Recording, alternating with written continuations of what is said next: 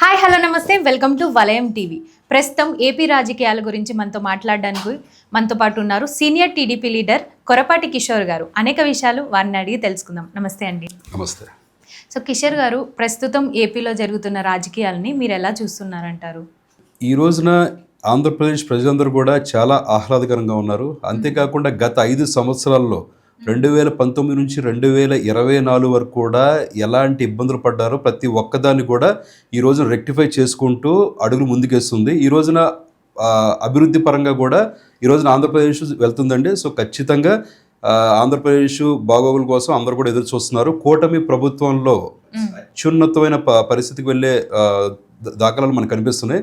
ఖచ్చితంగా ఆంధ్రప్రదేశ్ బ్రహ్మాండంగా ఉండబోతుంది ఫ్యూచర్లో కూడా. అంటే కమింగ్ 2047లో కూడా భారతదేశంలో కూడా ప్రప్రదంగా నుంచోబోతుంది ఆంధ్రప్రదేశ్. ఓకే, సో ఆంధ్రప్రదేశ్లో ఐటీ కంపెనీస్ ఫర్దర్గా వస్తాయంటారా? 100%. అసలు చంద్రబాబు నాయుడు గారు అంటేనే ఐటీ కంపెనీ. ఈ రోజున హైదరాబాద్ నగరంలో ఇన్ని వేల కంపెనీస్ వచ్చినాయంటే దానికి మూల కారణం చంద్రబాబు నాయుడు గారు వేసిన శంకుస్థాపనాల వల్లే. అంతేకాకుండా ఈ రోజున మైక్రోసాఫ్ట్ లాంటి అగ్ర కంపెనీస్ కూడా హైదరాబాద్కి వచ్చినాయి అంటే ఆ రోజున ఆయన తీసుకున్న చొరవ వల్ల. అంతేకాకుండా ఇప్పుడు మనం చూసాం, నిన్నగాక మొన్న బిల్ గేట్స్ కూడా వచ్చి చంద్రబాబు నాయుడు నాకు బెస్ట్ ఫ్రెండ్ అని చెప్పి ఆయన ఇచ్చిన డెమోలు కూడా చూసి ఆశ్చర్యపోయేంత పరిస్థితి వచ్చిందంటే చంద్రబాబు నాయుడు క్రెడిబిలిటీ అది. వచ్చే రోజుల్లో అంటే ఇప్పుడు 1999-98 సంవత్సరంలో ఐటీ అంటే చాలా మందికి తెలిసేది కాదు. మేము కూడా అప్పుడు చిన్న పిల్లలం. అంటే ఆ టైంలో కూడా కంప్యూటర్ ఇంజనీర్ అంటే ఏంటో కూడా మాకు తెలిసేది కాదు. 5 లక్షల ఉద్యోగాలు అని చెప్పి ఆ రోజున టీవీలో ప్రకటించినప్పుడు 5 లక్షల ఉద్యోగాలు అంటే చిన్న విషయం కాదు కదా అని చెప్పి అందరూ ఎగ్జామ్ చేసిన పరిస్థితిని చూసాం. హేళన చేశారు చాలామంది. కాంగ్రెస్ వాళ్ళు అయితే పట్టుమని నవ్వారు. అలాంటి వాళ్ళందరూ కూడా మొహం మీద కొట్టినట్టుగా ఈ రోజున ఇన్ని లక్షల ఉద్యోగాలు తీసుకొచ్చి హైదరాబాద్ యొక్క అభివృద్ధిలో ప్రప్రదంగా చేసిన వ్యక్తి చంద్రబాబు నాయుడు గారు.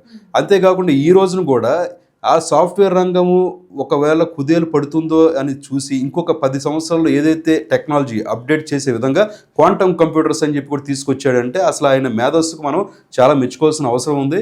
ఈ రోజున ఐటీ రంగంలో కూడా ఇప్పుడు మనం రీసెంట్గా చూడొచ్చు, విశాఖపట్నంలో వచ్చేప్పటికి గూగుల్ వాళ్ళు కూడా వచ్చి మేము పెట్టుబడి పెట్టబోతున్నాం అనగానే వాళ్ళు చాలా ఆనందపడ్డారు. అందుకని వాళ్ళకి సంబంధించిన స్థలం కూడా అలొకేట్ చేశారు. ఇలాగే ఈ రోజున బాపులపాడు అని చెప్పేసి గన్నవరం దగ్గరలో కానీ, అంతేకాకుండా అమరావతిలో కానీ ఇలాగ ఎన్నో ప్రత్యేకమైన స్థానాలు ఐటీకి కేటాయించడం జరిగింది.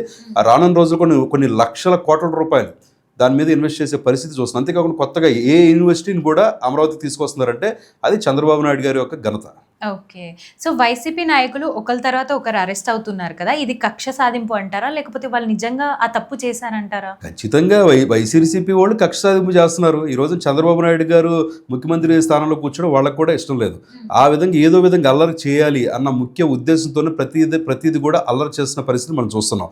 ఈ రోజున ఎంతసేపు కూడా మొన్న అంబటి రాంబాబు చూస్తే అసలు ఆ మనిషి లేకపోతే ఒక పిచ్చి కుక్కలాగా మాట్లాడాడు అని చెప్పి జనాలు అనుకుంటున్నారు. సో ఈ రోజున బయటకు వచ్చి నన్ను దమ్ముంటే అరెస్ట్ చేయండి, నన్ను అరెస్ట్ చేస్తారా అని చెప్పి 100 సార్లు అతను అడిగాడు. అప్పుడు కూడా అరెస్ట్ చేయలే. కాకపోతే నోటికొచ్చిన మాటలు ఇప్పుడు ఇంతకుముందు అతను మంత్రిగా చేశాడు. మంత్రిగా చేసినప్పుడు చంద్రబాబు నాయుడు గారిని ఒక తల్లిని ఉద్దేశించి మాట్లాడడం అది సంస్కారం అనేది కూడా మనకు తెలియాల్సిన అవసరం ఉంది. అంతేకాకుండా ఈ రోజున వైఎస్ఆర్సీపీ వాళ్ళు ఈ రోజున ఒక ఆడవాళ్ళని అడ్డుపెట్టుకుని కూడా ఈ రోజున ప్రతి ఒక్కరు బూతులు తిట్టిస్తున్నారంటే వాళ్ళ యొక్క కుళ్ళుతనానికి కుతంత్రాలకు కూడా ఇప్పుడు తెరదీసే పరిస్థితి వస్తుంది. జనాలు ప్రతి ఒక్కరు కూడా గమనిస్తున్నారు. ఈ రోజున వైఎస్ఆర్సీపీ వాళ్ళు వచ్చేసి నేనేదో అల్లరి సృష్టించేద్దాము, ఇక్కడ శాంతి భద్రతలు విఘ్నాలు సృష్టిస్తాము అంటే ప్రజలు నమ్మే పరిస్థితిలో లేరు. ఖచ్చితంగా కూడా వాళ్ళకి చర్యలు తీసుకుంటున్నారు. నేను ఇంకా చాలామందిని మాట్లాడాను మా తెలుగుదేశం కార్యకర్తలతో కూడా, అంతేకాకుండా చాలామంది జనాభాతో కూడా మాట్లాడుతుంటే, సార్ మీరు ఇంకా కొడాలని ఎందుకు అరెస్ట్ చేయట్లేదు? వాళ్ళు నోటికి వచ్చినట్టు కూడా అసెంబ్లీలో మాట్లాడారు కదా, అలాంటి వాళ్ళని ఎందుకు వదిలేస్తారు? అనిల్ యాదవ్ని ఎందుకు ఇది చేయట్లేదు? రోజాని ఎందుకు అరెస్ట్ చేయట్లేదు? రోజా కూడా నోటికి వచ్చినట్టు బూతులు, ఒక ఆడదేయుండి కూడా రోడ్డు మీదకి వచ్చి ప్రతి ఒక్కరు కూడా నోటికి వచ్చిన బూతులు మాట్లాడి ఎలిగేషన్ సృష్టించి అలాంటి వాళ్ళని ఎందుకు అరెస్ట్ చేయట్లేదు అని చెప్పి జనాల్లో చూస్తుంటే రెవల్యూషన్ కనిపిస్తుంది. కానీ ఆ రోజున లోకేష్ గారు చెప్పిన మాట ఒకటే, రెడ్ బుక్ అంటే కేవలం అది కక్ష సాధింపు మాత్రం కాదు. ఖచ్చితంగా తప్పు చేసిన వాడిని చట్టబద్ధంగా అరెస్ట్ చేస్తాము. తప్పు చేసిన వాడిని ఎవరైనా సరే నీ అనే భేదాలు లేకుండా ప్రతి ఒక్కళ్ళు కూడా చర్యలు తీసుకుంటామని చెప్పి ఆయన చెప్పారు. అదేవిధంగా లోకేష్ గారి మాటలు నమ్మి ప్రజలందరూ కూడా 164 సీట్లు తీసుకొచ్చారంటే అది లోకేష్ గారు కానీ చంద్రబాబు నాయుడు గారి గొప్పతనం. వాళ్ళ మాటలు నమ్మారు జనాభా. అయితే న్యాయ వ్యవస్థ స్వతంత్రంగానే పనిచేస్తుందని 100% చక్కగా హ్యాపీ పనిచేస్తుంది. అందుకే ఈ రోజున గూగుల్ లాంటి సంస్థలు కానీ, హెచ్సిఎల్ కానీ, ఇన్ఫోసిస్లు కానీ ఇలాగ కొన్ని వందల వేల సంస్థలు కూడా ఆంధ్రప్రదేశ్ వైపు ఎదురు చూస్తున్నాయంటే ఖచ్చితంగా శాంతి భద్రతలు పర్ఫెక్ట్గా ఉన్నాయని చెప్పేసి మనం అనుకోవచ్చు. అంతేకాకుండా రీసెంట్గా కూడా వంగవీటి అనంత్ గారు కూడా డిక్లేర్ చేశారు. పోయిన 5 సంవత్సరాల కంటే ఇప్పుడు వచ్చింది చూస్తే 6% వరకు క్రైమ్ రేట్లు తగ్గినాయి. అంటే వైఎస్ఆర్సీపీ టైంలో ప్రతి ఒక్కళ్ళు కూడా స్వతంత్రం వచ్చేసింది. ఎక్కడైనా మనం కూలీలు చేయొచ్చు, ఎక్కడైనా సరే మనం శాంతి భద్రతలు విజ్ఞాతాలు చేయొచ్చు అని చెప్పేసి వాళ్ళు చేశారు. అలాంటివన్నీ కూడా అడ్డుకట్ట వేసే విధంగా ఈ రోజున పోలీసు యంత్రాంగం కూడా ఎంత కట్టుదిట్టంగా పనిచేస్తుందంటే వాళ్ళందరూ కూడా మనం హ్యాట్స్ ఆఫ్ చెప్పొచ్చు. ఈ రోజున చెప్తున్నాడు అంబటి రాంబాబు వచ్చి నోటుకు వచ్చినట్టు మాట్లాడుతున్నాడు. పోలీసులు అంట తెలుగుదేశం వాళ్ళకి సపోర్ట్ చేశాడు. తెలుగుదేశం వాళ్ళు సపోర్ట్ చేస్తే అంబటి రాంబాబు ఈ రోజు మాట్లాడేవాడా? కాళ్ళు చేతి ఎరగొడి హాస్పిటల్కి కూర్చునేవాడు. కానీ వాళ్ళంత సహాయం చేసిన వాళ్ళు వాళ్ళ కర్తవ్యాన్ని నెరవేర్చిన సరే ఇలాంటి మాటలు ఎలా ఉంటాయంటే సూదితో గుచ్చినట్టు ఉంటాయి. ఇట్లాంటి వాళ్ళని మనం ఇప్పుడు కూడా ఎంకరేజ్ చేయొద్దు. ఖచ్చితంగా ప్రజలని వాళ్ళు అబ్జర్వ్ చేశారు. ఇలాంటి వాళ్ళకి తగిన బుద్ధి రానున్న రోజులు చెప్పదలుచుకున్నారు. అయితే వైఎస్ జగన్ గారు అసెంబ్లీకి వెళ్ళకపోవడానికి రీజన్ ఏంటంటారు? భయం. మేమందరం కూడా ఎన్నాళ్ళు ఏమనుకున్నాం అంటే వైఎస్ఆర్ గారి కుమారుడు జగన్మోహన్ రెడ్డి గారు అంటే చాలా బలవంతుడు, చాలా ధైర్యశాలి అనుకున్నాం. కానీ ఇంత పిరికివాడని చెప్పి మేము ఎప్పుడు కూడా అనుకోలేదు. ఎంతసేపు కూడా నువ్వు అసెంబ్లీకి వెళ్ళడానికి ఎందుకు భయపడుతున్నావు? ఈ రోజున ఆంధ్రప్రదేశ్లో ఎన్నో కంపెనీస్ వస్తున్నాయి. అంతేకాకుండా అభివృద్ధి అనేది ప్రథమ వేగంగా వెళ్తుంది. అంతేకాకుండా కేంద్రం నుంచి నిధులు సేకరిస్తున్నారు. ఇలాంటి నేపథ్యంలో వాళ్ళు అందరూ కూడా ఏమనుకుంటారంటే ఖచ్చితంగా జగన్మోహన్ రెడ్డి అక్కడికి వెళ్ళి అసెంబ్లీలో కూర్చుంటే చంద్రబాబు నాయుడు గారు ఇన్ని మంచి పనులు చేస్తున్నారు అంటే అతను ఓర్చుకోలేని తనం. అంతేకాకుండా ఇంతకుముందు మనం చూసాం ఈ చంద్రబాబు నాయుడు గారిని ఏ విధంగా అవమానించారు అసెంబ్లీలో. అంతేకాకుండా ఎంతోమంది వాళ్ళని అచ్చెన్నాయుడు గారిని కావచ్చు, బాలకృష్ణ గారిని కావచ్చు, చంద్రబాబు నాయుడు గారిని కావచ్చు, ఇలాగ ప్రతి ఒక్క వాళ్ళని కూడా ఎంత ఇదిగా అవమానకరంగా మాట్లాడారు. ఇప్పుడు కూడా వాళ్ళందరూ కూడా ఎందుకంటే సంఖ్యాబలం అనేది కూటమికి ఎక్కువ ఉంది. 164 సీట్లో కూర్చొని వీళ్ళు కేవలం 11 మందిని ఏ విధంగా అంటారు అని చెప్పేసి వాళ్ళని ఫేస్ చేయలేక ఒక భయభ్రాంతులే ఈ రోజున ఇంట్లోకి వచ్చిన పరిస్థితి చూస్తున్నాం. మీరు అందరూ గుర్తుపెట్టుకోవాలా, ఈ రోజున చంద్రబాబు నాయుడు గారు 151 మంది ఉన్నా సరే కేవలం 23 మందిని పెట్టుకున్న ఆయన ఒక సింహంలాగా అసెంబ్లీలో గర్జించి మాట్లాడాడంటే అదే ఆయన గొప్పతనం, అది పులి అంటే. అంతేకాకుండా వీళ్ళందరం కూడా సస్పెండ్ చేసిన 150 మంది అటువైపు ఉంటే కేవలం ఒకే ఒక్కడు ఉన్నాడు చంద్రబాబు నాయుడు గారు. వీళ్ళందరినీ కూడా నేను మీ ఎవరికి కూడా భయపడను, మీరు దమ్ముంటే ఎవరైనా సరే మాట్లాడండి, నేను దానికి సమాధానం చెప్పగల ధైర్యం నాకు ఉంది, అంత బలం నాకు ఉందని చెప్పినప్పుడు కూడా వాళ్ళందరూ నోరు మూసుకునే పరిస్థితి, అది పులి అంటే. అంతేకాకుండా అలాంటి చంద్రబాబు నాయుడు గారు చూసుకుని భయపడి ఈ రోజున వైఎస్ఆర్సీపీ ఎమ్మెల్యేలు ఎవరు కూడా అసెంబ్లీకి రాని పరిస్థితి. మీరు రాకపోతే, మీరు ప్రజల యొక్క గోడు వినిపించబోతే మీరు ఎందుకు రాజీనామా చేయండి? మళ్ళీ ఎలక్షన్స్ వస్తాయి. ఈ ఎలక్షన్స్లో 11 సీట్లు కూడా మీరు గెలిచారనుకో, అప్పుడు మీ గొప్పతనం నెరవేరుతుంది కదా. ఈ రోజున పులివెందుల నియోజకవర్గంలో కూడా మన రీసెంట్గా చూస్తే ఎమ్మెల్సీ స్థానం వచ్చేప్పటికే తెలుగుదేశానికి కైవసం చేసుకుంది.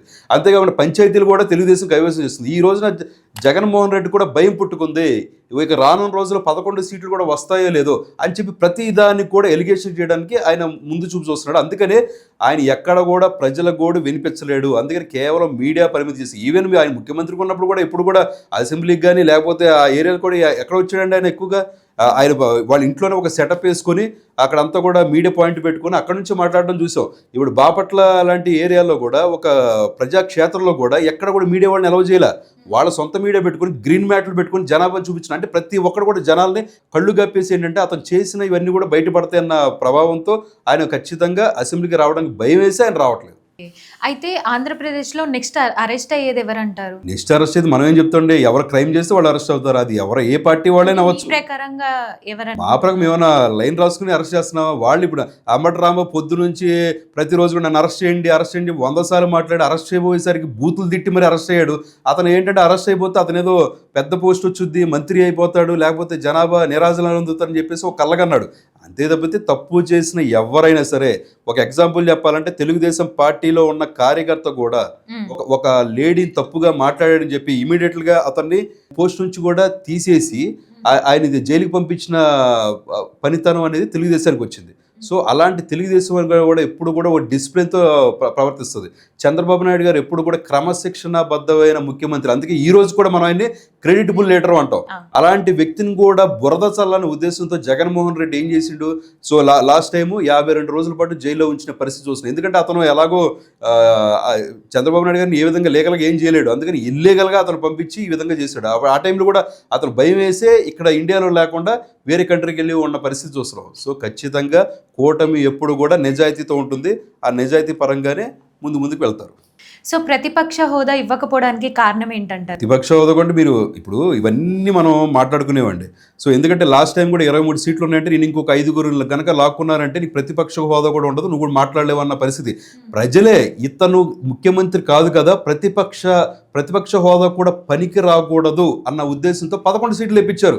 నీ ప్రతిపక్ష హోదా ఎందుకు? ఇంతకుముందు మీరు ఎగ్జాంపుల్ చూసుకోవచ్చు. 1982లో కూడా పార్లమెంట్లో కేవలం బీజేపీ 2 సీట్లు మాత్రమే సాధించింది. ఆ రోజున ప్రతిపక్ష హోదా కోసం వాళ్ళు ప్రయత్నించారా? అంతేకాకుండా తెలంగాణలో కూడా 2014లో కేవలం 2 సీట్లు మాత్రం వచ్చింది బీజేపీకి. వాళ్ళు వచ్చారు కదా, వాళ్ళు వచ్చి వాళ్ళ గళాన్ని విప్పారు కదా. ఆ విధంగా నీకు ధైర్యం ఉంటే నువ్వు ఒక్కడే నుంచో, అప్పుడు పులి అనుకుంటాం. అప్పుడు పులివేంద్ర పులి మా జగన్మోహన్ రెడ్డి గారు అని చెప్పి అప్పుడు ప్రతి ఒక్కరు కూడా నిరాశన పడతారు. నువ్వు అది చేయకుండా నా అదొక వంక, ప్రతిపక్ష హోదైన వంకతో అతను ఈ అసెంబ్లీని బంకు కొట్టడం కోసం చేసే ప్రయత్నాలు ఇది. నువ్వు ఎవరో చనిపోయారని చెప్పేసి నువ్వు జంతర్ మంతర్కి వెళ్ళి నువ్వు గొడవ చేసినావే, మరి నువ్వు ప్రతిపక్ష హోదా రానప్పుడు నువ్వు ఎందుకు జంతర్ మంతర్కి వెళ్ళి? ఎందుకంటే అతని కేసులు బయటపడతాయి కాబట్టి. ఈ రోజు కూడా నువ్వు జనాల్లో ఇప్పుడు ఇంతకుముందు సపరేట్ ఆంధ్ర వచ్చిన తర్వాత మేమందరం కూడా 25 మంది ఉంటే 25 మంది కూడా రాజీనామాలు చేసేస్తాం, ఆటోమేటిక్గా కేంద్రం కదులుచుద్ది, ఇలాంటి రకరకాలు నువ్వు చెప్పావు కదా. మరి నువ్వు ఇప్పుడు నువ్వు హయాంలో ఉన్నప్పుడు నువ్వు ఎందుకు చేయలేపావు? కేవలం జనాల్ని మోసం చేద్దామనే ఉద్దేశంతోనే వైఎస్ఆర్సీపీ పార్టీ ఉంది. జగన్మోహన్ రెడ్డి గారు కూడా ఆయన మైండ్ సెట్టా లేకపోతే పక్కన ఉన్న వాళ్ళ మైండ్ సెట్ బట్టి ఈయన ఆడుతున్నాడు అని చెప్పేసి మనకు తెలియట్లేదు. ఖచ్చితంగా నువ్వు జనాల గురించి పనిచేయాలంటే నువ్వురా శ్రీకాకుళం నుంచి పలానా ఇష్యూ అని చెప్పు, లేదా నెల్లూరులో పలానా ఇష్యూ అని చెప్పు, లేకపోతే విజయవాడలో పలానా ఇష్యూ అని చెప్పు. నువ్వు ఆ గళాన్ని విప్పు. నువ్వు అదేంటి మాట్లాడకుండా నాకు ప్రతిపక్ష హోదా ఇవ్వట్లని చెప్పి ఒక ప్రతిపక్ష హోదా 5 సంవత్సరాలు ఎవరు 5 సంవత్సరాల పాటు నువ్వు అసెంబ్లీకి రావా? మరి రాందని నేను ఎందుకు జనాభా ఎమ్మెల్యేకి ఎందుకు అనుకున్నారు? అది గుర్తుపెట్టుకోవాలి కదా. అయితే తెలంగాణలో టీడీపీ పరిస్థితి ఏంటంటారు? తెలంగాణలో టీడీపీకి ఎప్పుడు కూడా కేడర్ మంచి బలంగా ఉంది. కానీ రాజకీయ సమీకరణలు మారే కొద్దీ కూడా ఆచితూచి తీసుకోవాల్సిన జాగ్రత్తలు చాలా ఉన్నాయి. సో అడుగులు కూడా మనం కరెక్ట్గా వెళ్ళే పరిస్థితి కూడా ఉంటుంది. ఈ రోజు చంద్రబాబు నాయుడు గారు దాని మీద ఆల్రెడీ సర్వేలు మొదలుపెట్టారు. ఆ సర్వేల రిపోర్టులు బట్టి మనం ఏ విధంగా ముందుకెళ్ళాలన్నది ఆలోచించి చెప్తారు. ఓకే. అయితే 2027లో జగన్ గారు 2.0 పాదయాత్ర మొదలు పెడుతున్నారంట. ఇది ఎలా ఉంటుంది? ఇప్పుడు 2.0 అని మీకు చెప్తున్నాడు. ఆల్రెడీ ఆయన సంవత్సరం నుంచి తిరగడానికి ప్రయత్నిస్తున్నాడు. ఇప్పుడు గుంటూరు వచ్చాడు. గుంటూరు వచ్చిన తర్వాత అక్కడ మిర్చి రైతుల దగ్గరకు వచ్చాడు. వాళ్ళందరూ బాబు నీ సేవలు మాకేం అవసరం లేదు, నువ్వు వెళ్ళిపో బాబు అని చెప్పి గోలగోలు చేశారు. సైలెంట్గా మెదలకుండా వచ్చాడు. మళ్ళీ నెల్లూరు వెళ్ళాడు. అక్కడ మామిడికాయల గురించి కూడా 2 లారీ కూడా పాపం వాళ్ళు ఏదో పక్కన పార్క్ చేసుకుని ఉంటే ట్రాక్టర్ని కూడా తీసుకొచ్చి అనవసరంగా ట్రాక్టర్కి ఇంత డబ్బులు ఇస్తానని చెప్పి పడబోసి ఇలా రకరకాల ఇష్యూస్ చేస్తున్నాడు. ఎక్కడికి వెళ్ళినా సరే ఆయన ఒడిదుడుకులు ఎదుర్కొంటున్నాడు. సో అదేవిధంగా 2027లో ఆయన పాదయాత్ర చేసిన ఏమి నష్టం ఎవరికి లేదు, కూటమి అనేది ఇలాంటి లేదు. ఎందుకంటే కూటమి అనేది ఇంకొక 15-20 సంవత్సరాల పాటు కూడా ఎవ్వరు కూడా దాన్ని చెక్కు చెదల్చలేదు. ఎందుకంటే జనాభా కూడా అర్థం చేసుకున్నారు. 2014 నుంచి 19 వరకు ఎన్ని లక్షల ఉద్యోగాలు 5.5 లక్షల ఉద్యోగాలు చంద్రబాబు నాయుడు గారు కల్పించారు. అంతేకాని కొన్ని వేల కంపెనీస్ కూడా వచ్చినాయి. ఈ రోజు కూడా మనం చూసుకుంటే ఆంధ్రప్రదేశ్ అనేది 16,000 కంపెనీస్ ఉన్నాయి, 16,000 పారిశ్రామిక కంపెనీస్ ఉన్నాయి. కానీ తెలంగాణ వచ్చినప్పుడు ఈ రోజు కూడా 11,000 కంపెనీసే ఉన్నాయి. అంటే చంద్రబాబు నాయుడు గారి గొప్పతనం అంత ఉంది. వీళ్ళు ఎంతసేపు ఈ జగన్మోహన్ రెడ్డి గారి కూటమి వాళ్ళు ఎంతసేపు కూడా వాళ్ళు సొంత డబ్బాలు కొట్టుకోవడం తప్పితే ఎక్కడ కూడా ప్రజలకి చేసిన పాపాన పోలేదు. ఎప్పుడైతే వాళ్ళ అధికారం చేజిక్కించుకున్నారో వెంటనే వచ్చి ప్రజాక్షేత్రాన్ని కూలగొట్టారు. మనం అందరం కూడా చూసాం. ఎక్కడ కూడా 5 సంవత్సరాలలో ఒక్క ఇటుకరాయి కూడా ఏ నేపథ్యం మనం చూసాం. అంతేకాకుండా వీళ్ళు 3 రాజధానులు అని చెప్పి నెపంతో, ఎందుకంటే అది ఎలాగో అవ్వదు, అందుకని చెప్పి జనాభాని సపరేట్ ట్రాక్లో చేయించడం కోసం అది చేసేసి ఏదో కేసులు వేసేసి చంద్రబాబు నాయుడిని ఇబ్బంది పెడతాం, ఎంతసేపు కూడా కక్షపూరితమైన చర్యను మాత్రమే తీసుకున్నారు. రోజున ప్యాలెస్ అక్కడ కట్టాడు. ఏం చెప్తున్నాడు సార్? అక్కడ కేవలం 230 కోట్లతోనే నేను ప్యాలెస్ నిర్మించని చెప్పి కూడా చెప్పాడు. కానీ 230 కోట్లు అయిందా? 440 కోట్లు అయింది. ఒక జీవో వచ్చేటప్పటికి 2023లోనే 3 జీవోలు రిలీజ్ చేశాడు జగన్మోహన్ రెడ్డి గారు. ఒకసారి 100 కోట్లు, ఒకసారి 130 కోట్లు, ఇంకొకసారి 200 కోట్లు, ఈ విధంగా 480 కోట్లు పెట్టి ప్యాలెస్ కట్టాడు. అదేంటంటే పుతిన్ వస్తే ఎక్కడ ఉంటాడు, లేకపోతే రాష్ట్రపతి వస్తే ఎక్కడ ఉంటాడు? అంటే రాష్ట్రపతి వస్తే పుతిన్ వస్తే నువ్వు వైజాగ్లో ఉండాల్సిన అవసరం ఏంటి? నువ్వు ముందు ఇక్కడ జనాభా ఏం కావాలి? ఇప్పుడు సెక్రటరేట్ టెంపరీ సెక్రటరేట్ కాదు, నీ పర్మనెంట్ సెక్రటరీ నిర్మిస్తాను. మరి ఎక్కడ నిర్మించావు? హైకోర్టు పర్మనెంట్ కర్నూలు అన్నావు, ఎక్కడ నిర్మించావు? సో ఈ విధంగా చంద్రబాబు నాయుడు గారు చేసిన గ్రాఫిక్స్ అని చంద్రబాబు నాయుడు గారు కట్టిన ఆఫీసులోనే ఈ రోజు కూడా ఉంటా నువ్వు ఇన్ని అబద్ధాలు ఆడావు కాబట్టి జనాభా నీకు బుద్ధి చెప్పారు. ఇంకా రానున్న రోజుల్లో వైఎస్ఆర్సీపీ పార్టీ అనేది అధికారంలోకి వచ్చే ప్రసక్తే ఎక్కడా లేదు. ఓకే. కానీ జగన్ పాదయాత్ర చేస్తే టీడీపీ పార్టీ వాళ్ళు భయపడతారంట. మాకేం భయం, అసలు 100% భయపడాల్సిన అవసరం లేదు. కూటమి అనేది చాలా స్ట్రాంగ్గా జనంలోకి వెళ్ళింది. ప్రతి ఒక్కరు కూడా ప్రజలే తిప్పి కొడుతున్నారు. ఇంతకుముందు ఏంటంటే పార్టీల పరంగా తిప్పి కొట్టేవాళ్ళు, కానీ ఇప్పుడు ఏం చేస్తున్నారంటే ప్రజలే తిప్పి కొడుతున్నారు. సో కూటమి ఎక్కడ కూడా భయపడే పరిస్థితి లేదు. సో సూపర్ 6 పథకాన్ని అమలు చేశారు కదా, అది ఎంతవరకు వచ్చిందంట? అమలు చేశారు, మీరే చెప్పారు కదా, అది కంటిన్యూగా వెళ్తూనే ఉంటుంది. ఉన్న 5 సంవత్సరాలు కూడా ఖచ్చితంగా స్త్రీలకు వచ్చేటప్పటికి బస్సులో ఫ్రీ సౌకర్యం ఉంది. అది మనందరికీ తెలిసిందే. గ్యాస్ సిలిండర్లు ఇస్తున్నారు. సో అంతేకాకుండా ఎవరైతే చదువుకునే వాళ్ళు ఉన్నారో వాళ్ళందరూ కూడా 15,000 రూపాయలు కూడా 100% వస్తుంది. సో ఇంకా ప్రాబ్లం ఏముందండి? సో రావాల్సిన నిరుద్యోగ భృతి మీద ఏముంది? ఇక్కడ 20 లక్షల ఉద్యోగాలు ఇస్తానన్నారు. దాని గురించి ఎన్నో సాఫ్ట్వేర్ కంపెనీలు అక్కడ ఎస్టాబ్లిష్ చేసే పరిస్థితి ఉంది. ఒక్క సాఫ్ట్వేర్ కంపెనీస్ అనే కాదు, ఒక పారిశ్రామికంగా ఏదైతే ఉందో గ్రీన్కి సంబంధించింది కాబట్టి, సబ్సిడీలకు సంబంధించి కాబట్టి, ఎంఎస్ఎంఈ కాబట్టి, ఇవన్నీ కూడా అభివృద్ధి పథంలో ఉన్నాయి. అంతేకాకుండా ప్రైవేటీ వ్యవస్థీకరణ కూడా పెద్దపీట వేసిన పరిస్థితి చూస్తున్నాం. వేరే కంట్రీస్ నుంచి కూడా ఎంతోమంది వస్తుంటే కూడా వాళ్ళు కూడా మీరు రావద్దు ఇక్కడికి అని చెప్పేసి వీళ్ళు ఈమెయిల్స్ పెట్టే పరిస్థితి చూస్తున్నాం. వైఎస్ఆర్సీపీ ఎంత దిగజారుదనానికి వెళ్ళిందంటే ఆఖరికి ఏదో ఉత్సవం అని ఒక ప్రోగ్రామ్ చేస్తుంటే ఇది ఎందుకు చేస్తున్నారు, అది క్యాన్సిల్ చేయడం అని చెప్పి కూడా వాళ్ళు మెయిల్స్ పెట్టే పరిస్థితి చూస్తున్నాం. ఇంత నీచమైన రాజకీయానికి దిగజారిన తర్వాత ప్రజలు గమనిస్తున్నారు. ఇంతకుముందు అంటే మనకు సోషల్ మీడియా ఉండేది కాదు, పత్రికలు ఉండేవి కాదు, అంతేకాకుండా ప్రజలకు అవగాహన ఉండేది కాదు, కాబట్టి తెలిసేది కాదు, వీళ్ళు చెప్పిన మాటలు నిజం అనుకునేవాడు. కానీ ఈ రోజున ఇంత ఇదిగా ఎలాబరేట్ అయిన తర్వాత ప్రతి ఒక్కళ్ళు కూడా ఈ రోజు పొద్దున ఏం జరిగిందని చెప్పి సాయంత్రం అయ్యేసరికి తెలుసుకుంటున్నారు. అందుకని ఈ రోజున వైఎస్ఆర్సీపీ పార్టీ అనే దాన్ని ఖచ్చితంగా జనాభా తరిమి కొడుతున్నారు, తిప్పి కొడుతున్నారు. అయితే ఎలక్షన్స్ టైంలో వాలంటీర్స్ కి 10,000 పెంచుతామన్నారు కదా, అది ఇప్పుడు అసలు ఆ వ్యవస్థనే లేకుండా పోయింది. మరి దీనికి సో వాలంటీర్ వ్యవస్థలో ఎన్నో అక్రమాలు చేశారు వైఎస్ఆర్సీపీ పార్టీ వాళ్ళు. అంతేకాకుండా చాలా మంది దగ్గర ఎవరైతే చనిపోయారో వాళ్ళకు కూడా పింఛన్ అని చెప్పి రాపిచ్చారు. సో ఇలాంటి ఎన్నో అక్రమాలు జరిగినాయి కాబట్టి సో దాని మీద చర్య తీసుకొని ఇమీడియట్గా అది క్యాన్సిల్ చేసిన పరిస్థితి ఉంది. అంతేకాకుండా కూటమి ప్రభుత్వం వచ్చిన తర్వాత కూడా దాని మీద చక్కగా మంచి ఇది పెట్టింది. కాదు పేరు వాలంటీర్ వ్యవస్థ లేదు, కానీ ప్రతి ఏరియాలో కూడా ప్రతి ఒక్కరు పింఛన్ టైంకి వెళ్తుంది. మీకు తెలుసు కదా, ఎప్పుడు కూడా 1వ తారీఖు వచ్చే ముందే 31వ తారీఖే పింఛన్ ప్రతి ఒక్కరు కూడా వెళ్తుందంటే అది కూటమి యొక్క ఘనత. అయితే కూటమి ప్రభుత్వం ఇలాగే కలిసి పనిచేస్తుందండి. 100% అసలు ఎక్కడ కూడా ఇష్యూస్ లేవు. పాపం వైఎస్ఆర్సీపీ వాళ్ళు ట్రై చేస్తున్నారు ఏదో విధంగా పవన్ కళ్యాణ్ గారికి చంద్రబాబు నాయుడు గారికి ఏదో విధంగా గొడవలు పెడదామని. పవన్ కళ్యాణ్ గారు వీళ్ళు కలుస్తున్నారన్నప్పుడే సీట్లు మాకు ఎక్కువ కావాలని చెప్పి వైఎస్ఆర్సీపీ అడుగుతారు. పవన్ కళ్యాణ్ గారే okay I'm agree with that 24 seats అని ఫస్ట్ అన్న తర్వాత, లేదా 24 సీట్స్ ఎలా ఇస్తారు కాపు నాయకులు అని చెప్పి కాపు అనే కులాన్ని తీసుకొచ్చేసి వీళ్ళు రెచ్చగొడతారు. రెండోది వాడు వచ్చిన తర్వాత కూడా ఇక్కడ వీళ్ళు పాపం సరిగ్గా తిరగనివ్వట్లేదని చెప్పి వాడు భయపడతారు. ఇప్పుడు గెలిచిన తర్వాత కూడా వీళ్ళని సరిగ్గా చేయడం, అసలు వాళ్ళందరూ బాగా జన సైనికులు తెలుగుదేశం కార్యకర్తలు అందరూ బాగానే ఉన్నారు, మీకెందుకు ఇబ్బంది వస్తుందో మాకు అర్థం కావట్లేదు. అయితే తిరుపతి లడ్డు గురించి కూడా కల్తీ జరిగిందని ఇష్యూ జరిగింది కదా, దీని గురించి ఏం చెప్తారు? నిజంగా కల్తీ జరిగింది? 100% కల్తీ జరిగింది. దాంట్లో ఇదే ఇప్పుడు మేము కూడా 5 సంవత్సరాలు మేము చూసాం. మా ఫ్రెండ్స్ కూడా ఒక 4-5 సార్లు లడ్డు తీసుకొస్తే అది తీసుకొచ్చిన తర్వాత పచ్చగా వచ్చేసేది, బూజు పట్టేది. ఏంటా బూజు పట్టేది, ఎన్నాళ్ళు అవుతుంది వచ్చిందంటే 2 రోజుల కిందట అనేవాళ్ళు. అప్పుడు మేము ఆశ్చర్యపడ్డాం, ఏంటా ఇది లడ్డు ఇలా ఎండిపోతుంది, ఇలాగా పచ్చగా వస్తుంది, అలా బూజు పడుతుంది ఎందుకు అని చెప్పి మేము చాలా ఇదనుకున్నాం. తర్వాత ఇప్పుడు రీసెంట్గా సిట్టు కూడా తెలిసింది కదా, ఎక్కడా కూడా ఒక్క పాలు చుక్క లేకుండా వాళ్ళు లడ్డులు తయారు చేశారు. అంటే ఈస్టర్ నెయ్యి స్మెల్ రావడం కోసం ఈస్టర్లు కలిపారు, గ్లిజరిన్స్ కలిపారు, అంతేకాకుండా పామాయిల్ కలిపారు, అంతేకాకుండా మోనో యాక్సిడ్స్ ఇవన్నీ కూడా చాలా వరకు కలిపారు వీళ్ళు. అంటే అన్ని రకాల కెమికల్స్ కలిపారు. అంతేకాకుండా సిట్టు ఏం చేశారు, వీళ్ళు ఏదైతే 2022లో ఎలిగేషన్స్ వచ్చినాయో ఆ తర్వాత మైసూరు పంపించారో, ఆ మైసూరు పంపించిన తర్వాత కూడా ఈ వైఎస్ ధర్మారెడ్డి గారు కూడా వాళ్ళు కూడా ఇదంతా కూడా ఎలిగేషన్ చేసుకుని ఖచ్చితంగా కల్తీ కలిసిందని తెలిసింది వాళ్ళకి. తెలిసిన తర్వాతే ఇవన్నీ కూడా వచ్చినాయి అనమాట. సిట్టు పరిశీలన ఏం జరిగింది, వీళ్ళు అక్కడికి ఆల్రెడీ వెళ్ళారు, బోలే బాబా డైరీ దగ్గరికి వెళ్ళారు. వెళ్ళిన తర్వాత వాళ్ళ దగ్గర బిల్స్ తీసుకున్నారు, నీకు పాలు ఎక్కడి నుంచి వస్తున్నాయి చూపించన్నారు. వాళ్ళు కొన్ని బిల్స్ తీసుకున్నారు, బిల్స్ చూపించారు. ఆ బిల్స్ పరంగా ప్రతి ఒక్క ఇంటికి వెళ్ళారు, ఆ ఎవరైతే పాడి ఇచ్చేస్తారో వాళ్ళ దగ్గరికి వెళ్ళారు. వెళ్ళిన తర్వాత అక్కడ చూస్తే అక్కడ మేము ఎక్కడ ఇవ్వలేదు, మేము ఎక్కడ పాలు సప్లై చెప్పి వాళ్ళు కూడా చెప్పారు. చెప్పిన తర్వాత ఇవన్నీ తెలియని కాబట్టే ఈ రోజున వాళ్ళు అంత స్ట్రాంగ్గా చెప్పగలుగుతున్నారు. ఇప్పుడు కూడా ఏమంటున్నారు వైఎస్ఆర్సీపీ, మీరు ఎక్కడైనా చూడండి, ఏ మీడియా పాయింట్లో చూడండి, కల్తీ జరగలేదు అని వాళ్ళు మాట్లాడట్లా, జంతు కొవ్వు కలవట్లేదు అని చెప్పి మాట్లాడుతున్నారు. మీరు అబ్జర్వ్ చేసలేదు. First straight question to YSRCP party, కల్తీ జరిగిందా లేదా? ఎస్ అన్నది ఎవరు చెప్పారు? ఇంతకుముందు ఉన్న చైర్మన్ చెప్పాడు కదా, ధర్మాన రెడ్డి చెప్పాడు కదా, అవును కల్తీ జరిగింది, నేను చెప్పడం కాదు, సిట్టే తెలిసింది, దానికి సంబంధించిన కూడా అరెస్ట్ చేశారు కదా అని చెప్పి ఆయన చెప్తున్నాడు కదా. ఇంకా మీరేంటి వైఎస్ఆర్సీపీ వాళ్ళు చెప్పిన ఈ బూటకాలు ఏంది?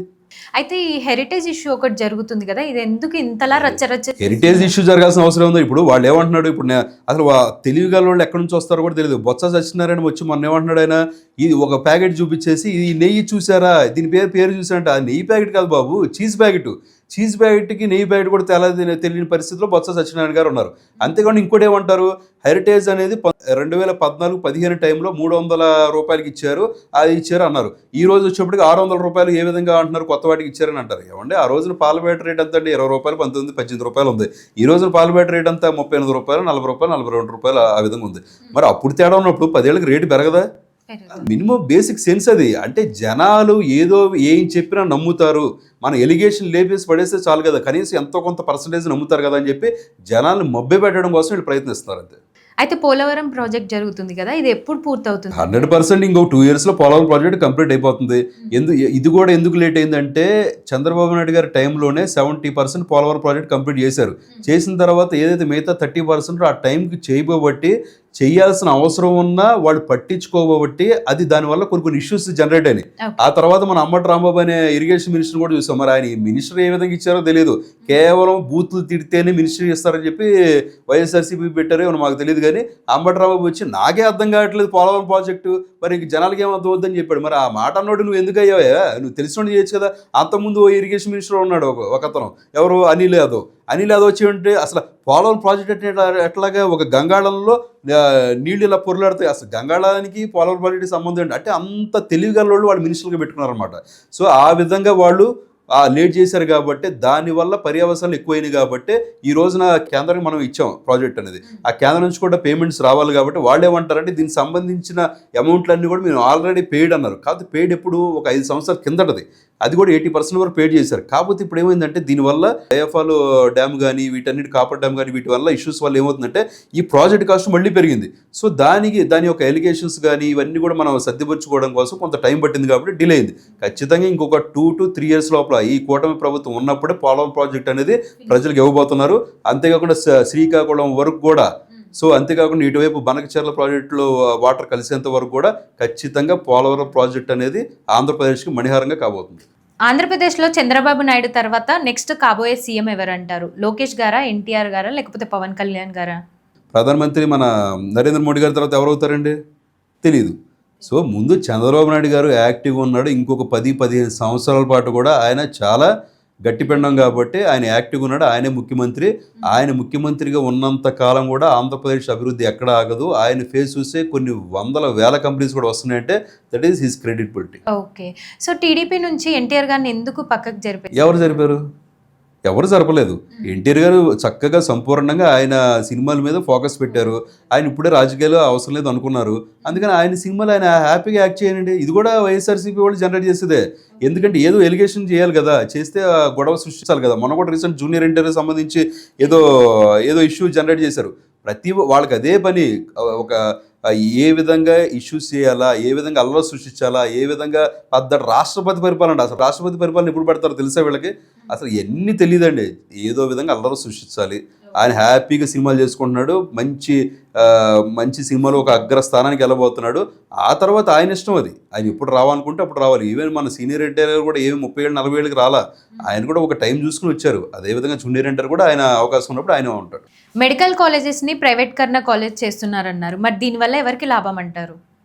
మీ మెడికల్ కాలేజెస్ ఈ విధంగా దీని విధంగా వస్తుంది కాబట్టి TPP ఆ విధంగా తీసుకురావాలని చెప్పి ఉద్దేశం ఉన్నారు. ఎందుకంటే గత 5 సంవత్సరాల్లో 2,500 కోట్ల రూపాయలు ఖర్చు పెట్టాల్సిన వైఎస్ఆర్సీపీ పార్టీ అనేది కేవలం 500 కోట్లు మాత్రం ఖర్చు పెట్టింది. సో దీని పరంగా ఎక్కడ కూడా కంప్లీట్ కాని పరిస్థితి. మన ఎవరైతే తెలుగుదేశం నాయకులు ఉన్నారో అక్కడికి వెళ్ళి ఫోటోలు తీసి వీడియోలు తీసి కూడా పెట్టారు. ఇదిగో నువ్వు చెప్పిన కంప్లీటే. అసలు ఆ పిల్లర్లు వేసి దానికి పెయింట్లు కూడా కొట్టలేని పరిస్థితిలో ఉన్న వాటికి ఆల్రెడీ నువ్వు ఎలా అప్రూవల్ చేస్తావు, స్టూడెంట్స్ని పంపించండి జాయిన్ చేసి అంటే దాని మీద కూడా ఎంత కుంభకోణాలు జరిగినా తెలియదు. ఈ రోజున వైఎస్ఆర్సీపీ పార్టీలో జరిగిన కుంభకోణాలు నాకు తెలిసి యావత్ భారతదేశం కూడా ఎక్కడ కూడా అన్ని కుంభకోణాలు జరుగుండవు. అవన్నీ కూడా ఒక్కొక్కటి బయట తీసుకొస్తున్నారు కూటమి ప్రభుత్వం. ఖచ్చితంగా ప్రజల కోసం ప్రజల చేత ప్రజల కోసం ఎన్నుకున్న ప్రభుత్వం కాబట్టి వాళ్ళకి లబ్ధి చేకూరే విధంగా జరుగుతుంది. అంతేకాకుండా ఈ త్రిబుల్ పి విధానాన్ని చెప్పి ఒక ఎలిగేషన్ కూడా తీసుకొస్తున్నారు. ఇప్పుడు మన ఎగ్జాంపుల్ చెప్పాలి, మీకు హెల్త్ ఇన్సూరెన్స్ కార్డు ఉంది. హెల్త్ ఇన్సూరెన్స్ కార్డు ఉంటే ఎక్కడైనా మీరు పోవచ్చు కదా, ఎక్కడైనా ఫ్రీ సర్వీస్ ఉంటుంది కదా. ఈ రోజున అలాగే ఆరోగ్యశ్రీ కార్డు ఉంది. ఆరోగ్యశ్రీ కార్డు ఉంటే ఆంధ్రప్రదేశ్ తెలంగాణలో కూడా మీకు వైద్యం చేసే పరిస్థితి ఉంది. అంటే ఒక కార్డు ఇప్పుడు ఆరోగ్యశ్రీ మారి ఇప్పుడు ఎన్టీఆర్ హెల్త్ బీమా వచ్చింది.